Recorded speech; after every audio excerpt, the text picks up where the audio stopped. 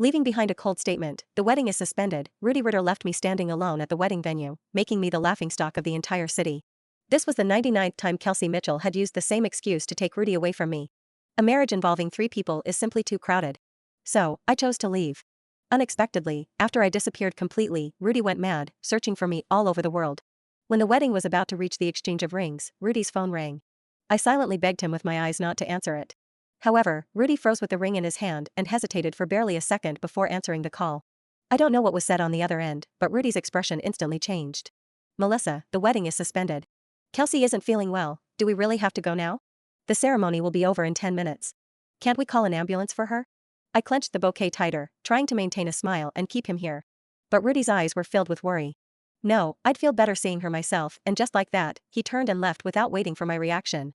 His steps were firm and unyielding, without the slightest pause. Watching his cold figure disappear, a bitter taste filled my mouth, and my heart felt as though it was being pierced by countless steel needles. I knew Rudy wasn't coming back today.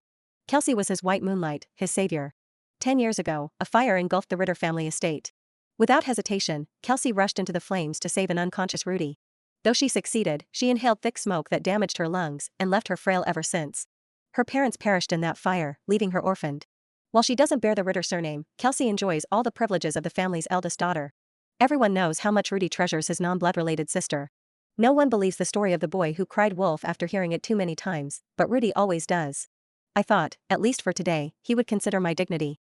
But reality dealt me a cruel slap in the face.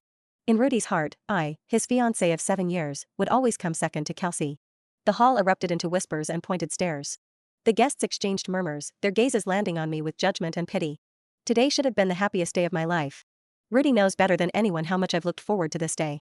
For 7 years, I dreamed of this moment. I personally handled every detail, the wedding program, venue planning, customized wedding dress and ring, and even the invitation design. I wanted everything to be perfect, leaving no room for regret. And yet, the groom, the supposed star of the day, walked away without hesitation. I stood there, feeling like a clown under the spotlight, with everyone watching, waiting for me to break. Even though my heart was bleeding and the pain suffocated me, I forced myself to stand tall, smiling as I politely bid farewell to the guests.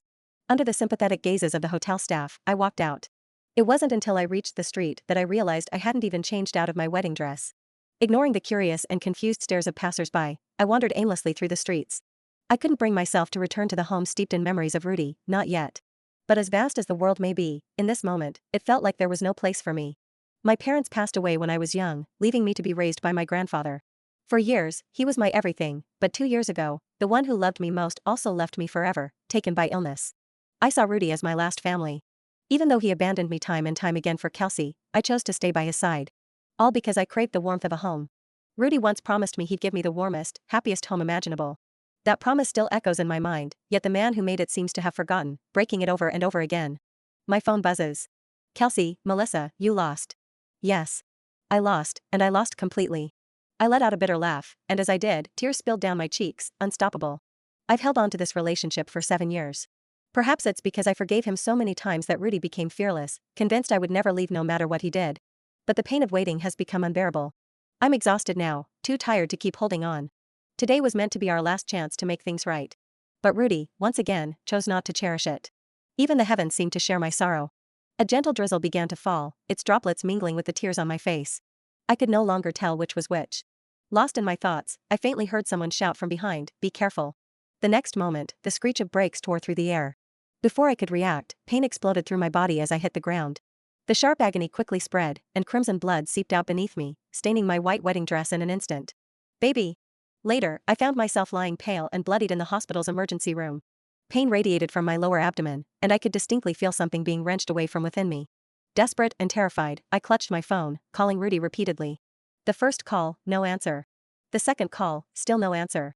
Finally, on the 7th try, the call connected. "Rudy," I cried, my voice cracking with desperation. But before I could say another word, his cold voice interrupted me. "I'm busy. If it's not urgent, we'll talk later." Hearing the indifference in his tone, panic surged through me.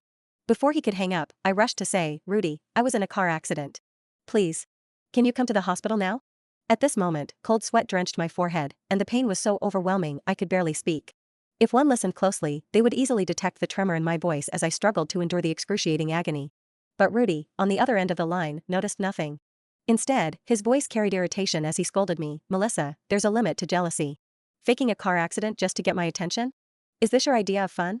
Then, the line went dead, replaced by the cold, repetitive tone of beep beep. His words cut through me like a jagged blade, leaving wounds that bled deeper than the ones on my body. At that moment, my heart froze completely. Under the nurse's sympathetic gaze, I picked up the pen with trembling hands and signed my name on the consent form for the operation. Before the darkness consumed me, I whispered to the doctor, "Doctor, don't save the child." When I opened my eyes again, I was greeted by the blinding white of the hospital room.